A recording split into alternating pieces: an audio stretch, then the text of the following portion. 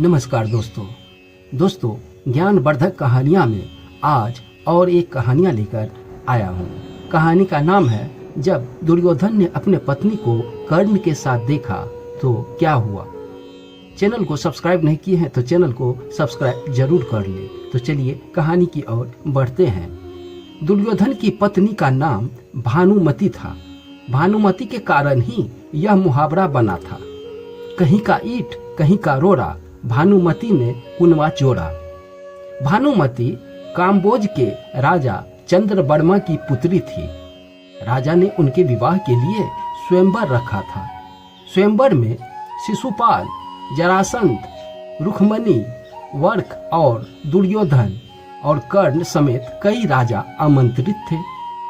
मान्यता है कि जब भानुमति हाथ में माला लेकर अपनी दासी और अंगरक्षक के साथ दरबार में आई और एक एक करके सभी राजाओं के पास से गुजरी तो दुर्योधन चाहता था कि भानुमति माला उसे पहना दे, लेकिन ऐसा नहीं हुआ। दुर्योधन के सामने से आगे बढ़ गई भानुमति। तब दुर्योधन ने उनके हाथ से माला झपटकर खुद ही अपने गले में डाल लिया। तभी राजाओं ने तलवार निकाल ली। दुर्योधन के सब योद्धाओं से कर्ण से युद्ध की चुनौती दी, जिसमें कर्ण ने सभी को परास्त कर दिया। भानुमति को हस्तिनापुर ले जाने के बाद दुर्योधन उसे ये कहकर सही ठहरा दिया कि भीम पितामह भी अपने सौतेले भाई के लिए अंबिका और अंबालिका का हरण करके ले गए थे। इसी तर्क से भानु भी मान गई और दोनों ने विवाह कर लिया। दोनों के 2 संतान हुए। एक पुत्र लक्ष्मण था जिसे अभिमन्यु ने युद्ध में मार दिया था, और पुत्री लक्ष्मणा जिसका विवाह कृष्ण के जमवती से जन्मे पुत्र सांब से हुआ था। कहते हैं कि भानु का कर्ण के साथ अच्छा संबंध हो चला था। दोनों एक साथ एक दूसरे के मित्र की तरह रहते थे। दोनों की मित्रता प्रसिद्ध हो गई थी। कर्ण और दुर्योधन की पत्नी भानुमति एक बार शतरंज खेल रहे थे। इस खेल में कर्ण की जीत हो रहा था। तभी भानु ने दुर्योधन को आते देखा और खड़े होने की कोशिश की। दुर्योधन के आने के बारे में कर्ण को पता नहीं था, इसलिए जैसे ही भानु ने उठने की कोशिश की, कर्ण ने पकड़कर बिठाना चाहा।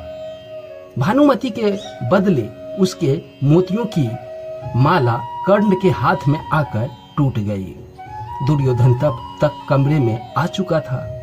दुर्योधन को देखकर भानुमति और कर्ण दोनों डर गए कि दुर्योधन को कहीं कुछ गलत शक न हो जाए, परंतु दुर्योधन को कर्ण पर बहुत विश्वास था। उसने सिर्फ इतना ही कहा कि मोतियों को उठा ले, और वह जिस उपदेश से आया था उस संबंध में कर्ण से चर्चा करने लगा। इस विश्वास के चलते ही कर्ण गलत समझ लिए जाने से बच गए। हालांकि कुछ लोग इस घटना का वर्णन इस तरह करते हैं कि दोनों शतरंज खेल रहे थे, भानुमति हार गई थी तो कर्ण प्रसन्न था। इतने में दुर्योधन के आने की आहट हुई तो भानुमति सहजता से खेल छोड़कर उठने लगी। कर्ण को लगा कि वे हार के डर से भाग रहे हैं, इसलिए उसने उनका आंचल झपटा। अचानक ही गई इस हरकत से भानु का आंचल फट गया। उसके सारे मोती भी वहीं बिखर गए।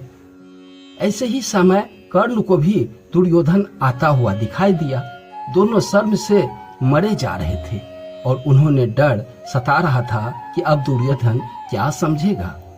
जब दुर्योधन निकट आया तो दोनों उससे आंखें नहीं मिला पा रहे थे।